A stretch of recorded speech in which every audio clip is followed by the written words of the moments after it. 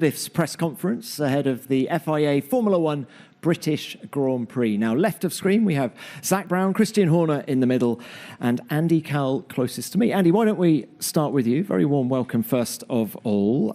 You were running an update package on Fernando Alonso's car in FP1. What was he saying about the car? New floor, modified top bodywork to go with the floor, running just a series of tests through FP1. We'll add the floor to Lance's car now for FP2, so he gets a comparison between old floor and new floor, crunch through all the data, and go from there. So just testing through FP1, doing some runs that perhaps you wouldn't normally do, we'll work out what to do going forwards. So hasn't been decided yet whether you're going to run this package for the rest of the weekend? End of tonight, we'll work that one out. Okay. Now, you said earlier this week that the 25 car is no longer in the wind tunnel. So is that it for development now? Is everything at Silverstone just across the road on 2026? 99% is on 2026. I guess I've got an open mind to the fact that what we learn here this weekend might mean that we drop the 25 car back in the wind tunnel just to close the loop. So we're not saying absolutely no 25 model running, because now we've got our own tunnel.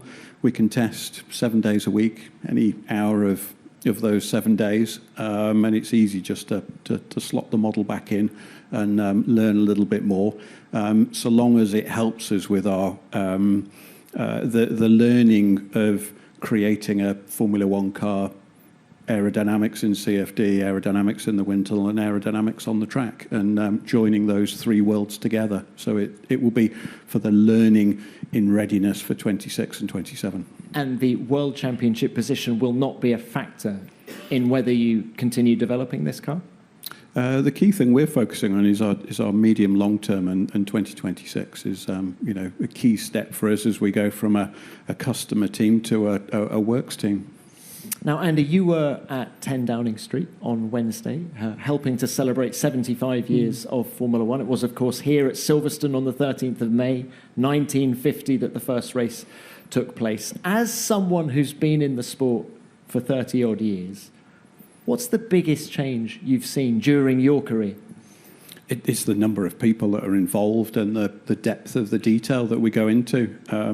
The regulation documents are huge compared with where they were in the early 90s when I started in Formula One. But the level of attention to detail in every aspect, whether it's the detailed design, packaging, materials, coatings, process control, the sophistication of the wind tunnels, everything's just into the minutiae.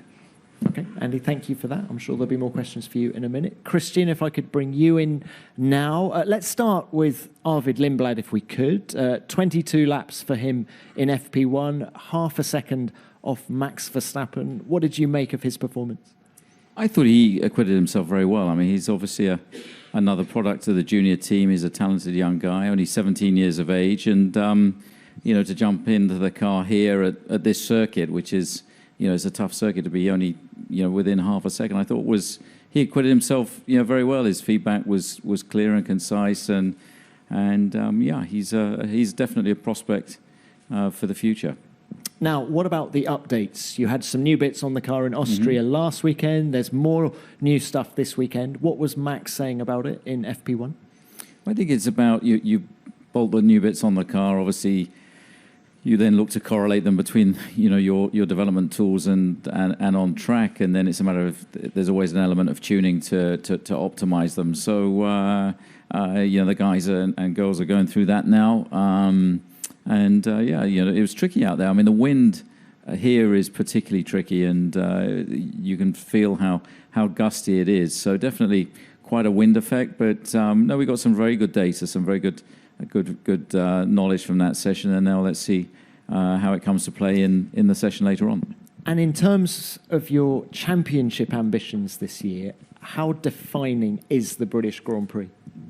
Well, we're at the halfway point. I mean, McLaren have done a super job so far this year. They've been very dominant. We've managed to win, 2 races so far. We're a significant gap behind in the Drivers' Championship. So you've always got to take an eye off that now and just focus on race by race. They're all sort of like FA Cup finals. So you just got to try and optimize every single race, and then the points tables tend to take care of themselves. But we're really not looking, too far at the championship tables at the moment as opposed to individual races that are coming thick and fast.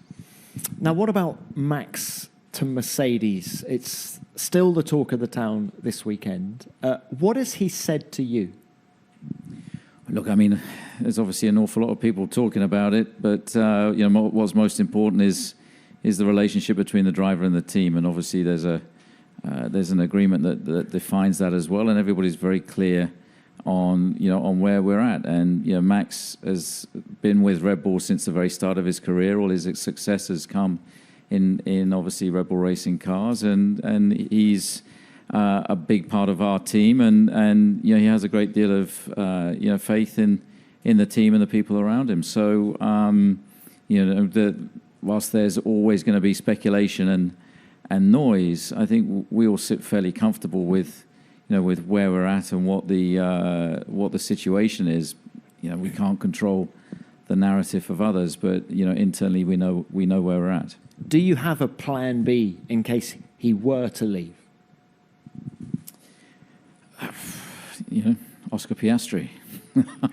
so it's all as subjective as as that. I think that we're very focused on our current drivers and the relationship. Max has got a contract until 2028. He's made it quite clear that he would like to finish his career in a Red Bull car, from start to finish. I think that's quite special and unique for him.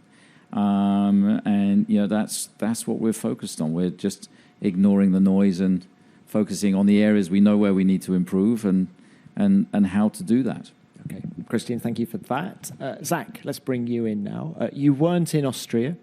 Given what happened in Canada at the previous race, what did you make of the wheel-to-wheel racing between your guys at the Red Bull Ring? It was very exciting. It was a great race. They raced each other very hard, very clean, and I think that's what everyone was looking forward to seeing, that kind of finally that epic battle. So of course, anytime you have your two cars near each other, it's a bit of a nail biter.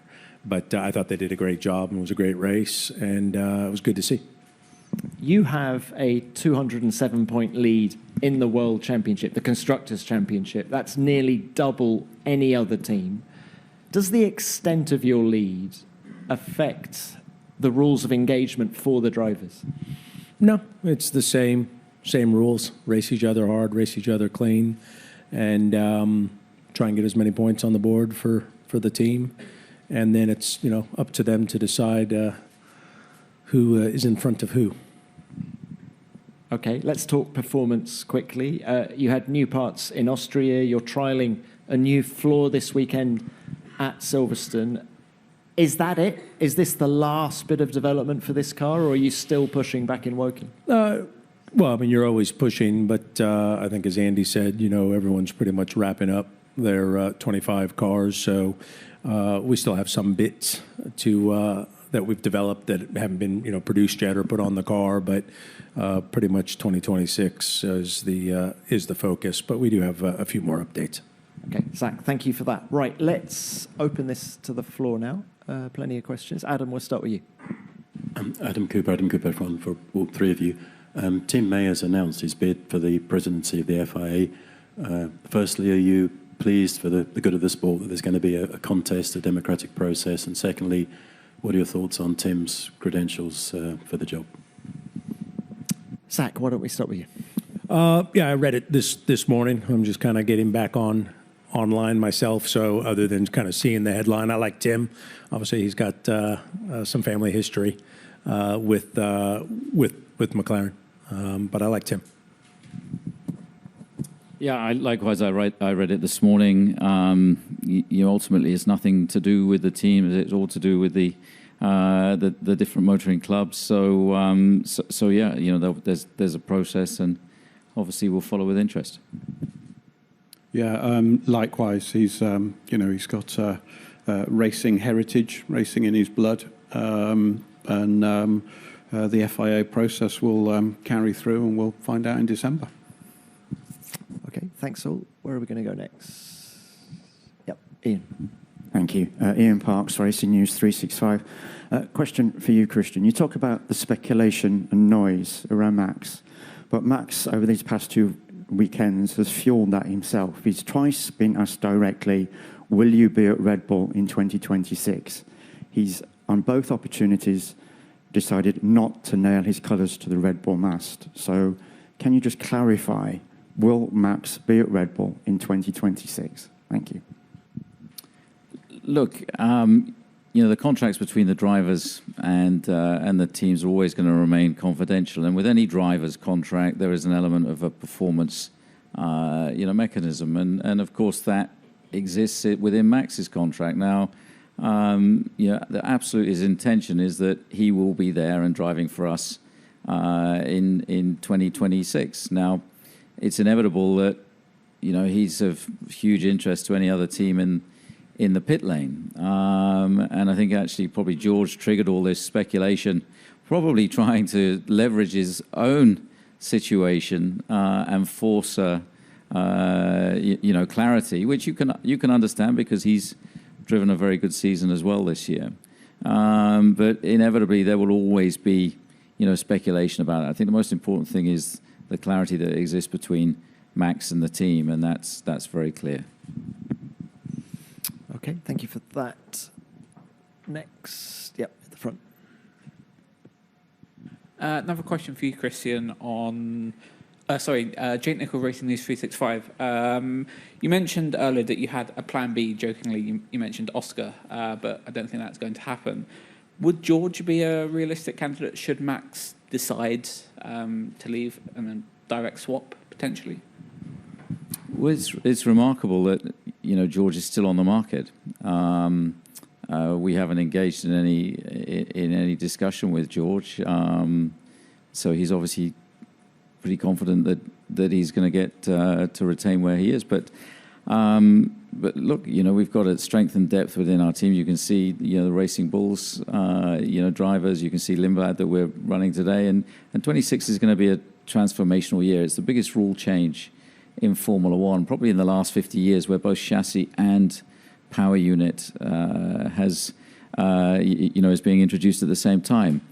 Nobody with hand on heart can know what the pecking order is going to be. It could be either one of these gentlemen sat either side of me. It could be Ferrari. It could be Mercedes. It could be anyone. So I think there's an awful lot of subjectiveness to 2026, and it'll only be really this time next year that you'll have a clear indication of what that pecking order is. So there are no guarantees that jumping into a Mercedes car would automatically be a better proposition. Okay, next.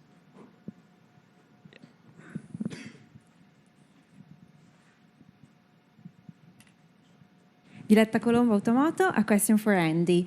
How have your new facilities in Silverstone changed the way you work on upgrades and on 2026? The new facilities just help us have everything at our fingertips. Having the aerodynamicists a short stroll away from the model build area and the wind tunnel section just helps speed everything up. Having Adrian join us since March, firing up the drawing board and the machine that is required downstream of that. It's just added some extra impetus to what we're doing for 26. Start of this week had both Fernando and Lance in the wind tunnel section with the model, and Adrian talking about the features on the model. And Adrian, as I'm sure Christian remembers, he pushes the boundaries. He packages 10 things into the space where only one would normally fit. and all the engineers see that as a challenge. And it's not just the engineers; it's the whole group of people within the aerodynamics development area. The pace with which we're creating changes on the 26 wind tunnel model is quicker than we've ever done before. Really is very impressive. It is like watching 100 people all run 100 meters sub 10 seconds with perfect baton passes. It's very exciting to see. And all of that is enabled by having the facilities and the people and the methods. So, yeah, it's an exciting journey into 26. Thanks, Andy. Yeah. Stay over here, second row. Mark Manbrines from Autosport. Another one for you, Andy, if that's okay. Christian there just mentioned his surprise that a driver of George's calibre is still not signed up for next year. A few weeks ago, a story emerged he'd been linked with you guys at Aston. Is there anything in that? But also, does it just align that a driver of that calibre is being linked with your team? We're super fortunate. We've got this exciting run into 26, and as Christian mentioned, changing the power unit. We're working with Honda on that, changing the aerodynamics. We've got Adrian working on that. We've got new facilities, but the stability that we've got in having Lance and Fernando signed up for next year means that they're not only helping us now develop the tools that we're using for 26, 27 and beyond, but they're working directly on the concept of the car. So, the discussions in the wind tunnel are about the aerodynamic shape, but they're also about, driver environment, how much space is there in the cockpit. Adrian tends not to leave much space in the cockpit. Everything's exceptionally tight. But that stability of having two drivers signed up through into 26 is really helping us. Thank you. Luke, I think we're coming to you. Yeah. Luke Smith from the Athletic. Another one for Christian, but concerning your second seat. Yuki's had a bit of a tricky time in the Red Bull so far. When you guys come to think about that seat, you mentioned the strength of depth. Are you looking outside of the Red Bull pool at all when you think about that seat, or is it all going to be within the Red Bull setup of Liam, Isaac, Arvid even, and the sort of game of who goes where in terms of where those drivers end up for next year? Well, obviously, our priority will be to look at what we have within our pool of talent. Yuki has got to the end of the season to demonstrate that he's the guy to remain in the car. We have Isaac also doing a good job, and Liam finding his form as well. So within the Red Bull pool we have talent, but of course you're always open to what is outside of that. We want to field the best lineup that we can for next year. We've gone outside of that pool in recent years. If we feel the necessity to do so, we wouldn't be afraid to do so again. Thank you. Okay, back this side.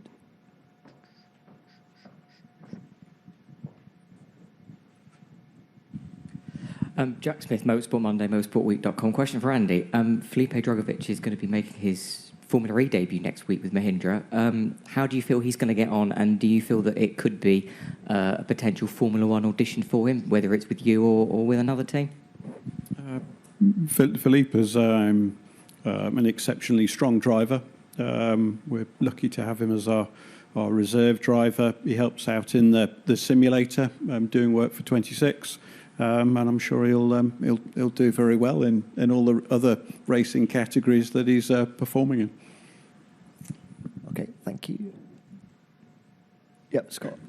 Scott Mitchell from The Race. A question for Christian and Zach on the subject of drivers. Christian, I know you half joked about Oscar earlier, but with whatever you need to do on the driver front, have you looked at the situation McLaren's in and thought that if there's two drivers butting heads there, that could be an opportunity for you to swoop for one of them in the future? And Zach, I know that your drivers are under contract, but have you looked at what's going on at Red Bull and seen if Max's availability could be something you could take advantage of?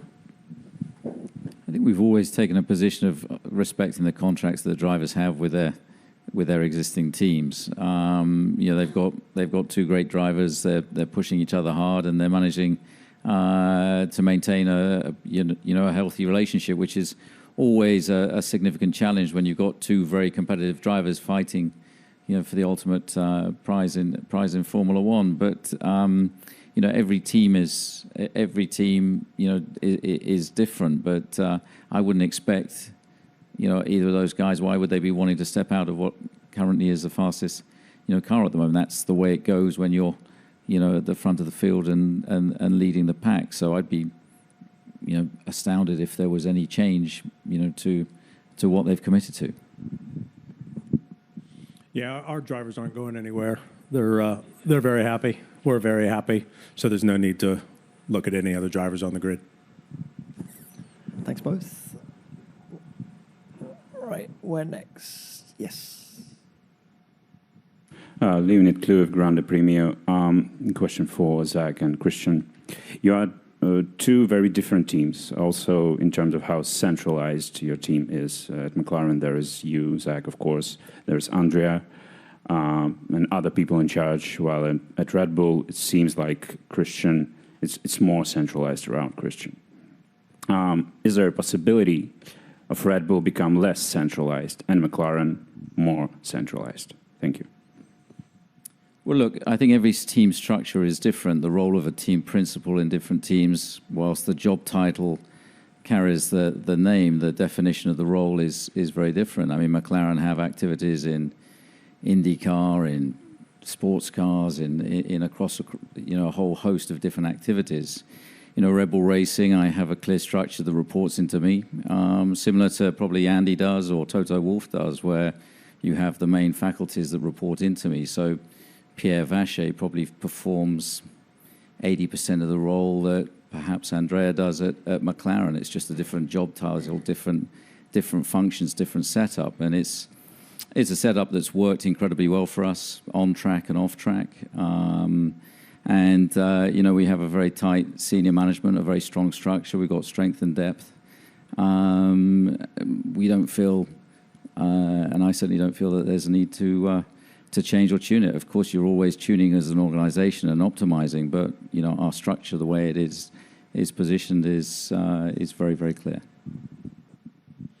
Yeah, we're very happy with our structure. It's working. I think you're always, like a race car, modifying, tweaking, and enhancing, but we haven't had any senior leadership change in a couple of years, and definitely don't anticipate any moving forward. So what we're doing is working, and we just want to keep our head down, keep doing what we're doing. Thanks both. Phil Duncan, PA. Question for you, Zach. Historically, it doesn't usually end well between teammates when they go toe-to-toe for the World Championship.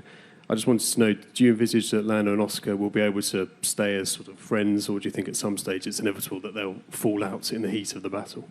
No, I think the relationship they have is fantastic. I think we've put a lot of time and effort in building our team and having a chemistry within the team, and that starts with the drivers. And I think you saw how they handled Canada, how they've conducted themselves, and I see no reason why they can't have a big battle all the way to the end, and may the best man win. And I'm sure they'll shake hands and congratulate each other. Obviously, both of them want to win, but I see no reason why, knowing the personalities and the way they race, that they can't remain very good teammates.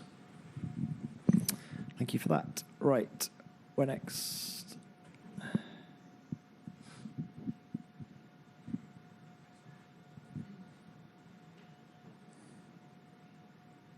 Isabel Barker from The Sun. Zach, obviously at the British Grand Prix, and Lando goes into it, favourite British driver. I just wondered, what do you think is his most British quality? Would you say, is he too polite? Does he eat too much mushy peas, or what is it? Well, he's very polite. I'm not sure he's too polite, but he is a very polite gentleman. And I haven't really paid too much attention to his eating habits, other than I know he doesn't like fish. So I guess that would rule out fish and chips. But no, he's a great guy. He's very excited. We just had a big event in Trafalgar Square, and it was a packed house, a couple hours to get in. And what was cool is the cheers for Oscar were almost as loud. So I think both our drivers are very excited to be here, as are we. So yeah, British Grand Prix is always an awesome race. Thank you. Right, back this side. Yes. Hi, Simon Arbley from Nevis Radio. Open question to all three of you, really. In recent times, Fred Vasseur at Ferrari's been under a lot of pressure, and there's talks of him being replaced. In similar positions for yourselves as team principals and the pressures that you perceive, you've already mentioned about stability. What's your thoughts on that? And would it be something you would consider in the future, working in Red? In the interest of time, let's just do two. Christian, if we could start with you, and I'll come to you, Zach, afterwards.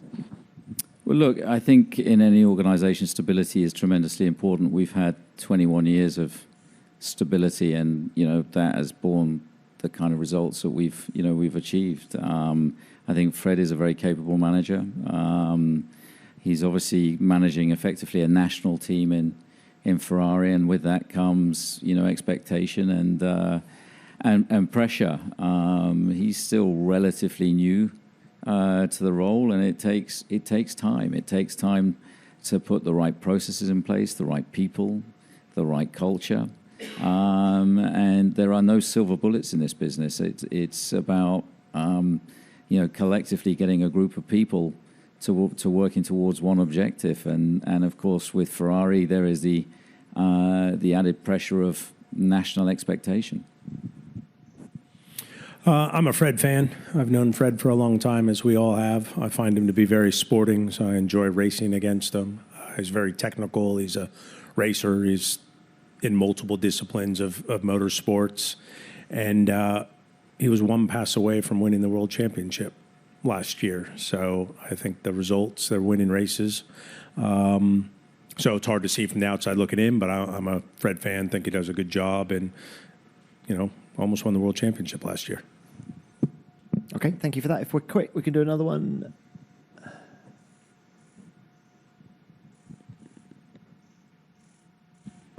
Question for Christian.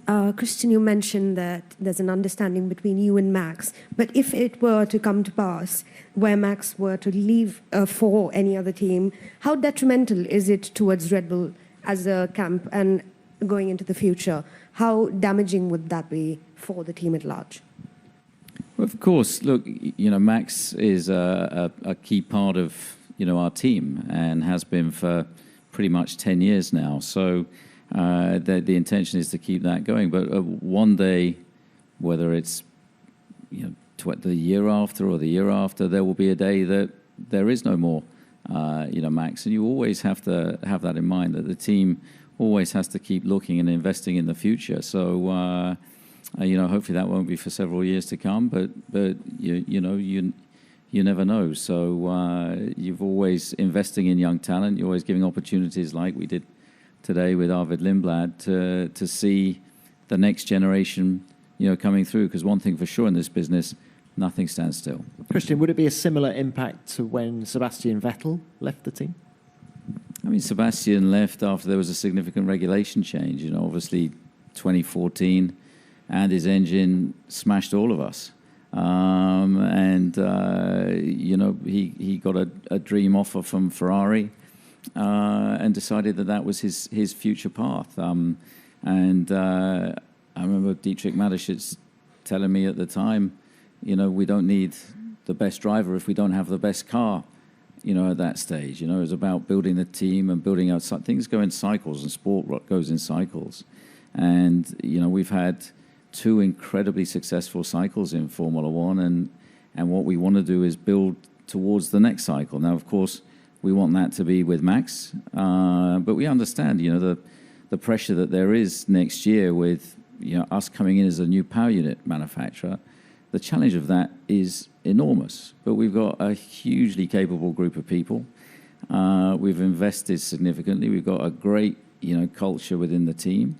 And, who knows? I mean, to expect us to be ahead of Mercedes next year is, it would be embarrassing for Mercedes if we were, or for any manufacturer. But, I think we're going to be in a competitiveness position that potentially even to where, we are today relative to our other PU manufacturers. So I think there's everything to play for. And I think, what's great is having it all under one roof, all under, chassis engineers sitting next to engine engineers. And that shouldn't be underestimated when you're talking about the packaging, like Andy was talking about earlier. When you've got the ability to have those groups communicating and talking with each other directly over a cup of coffee and within the same facility, that is priceless, and that will pay dividends. Maybe it won't be in 26, but 27, 28 and beyond, long term for Red Bull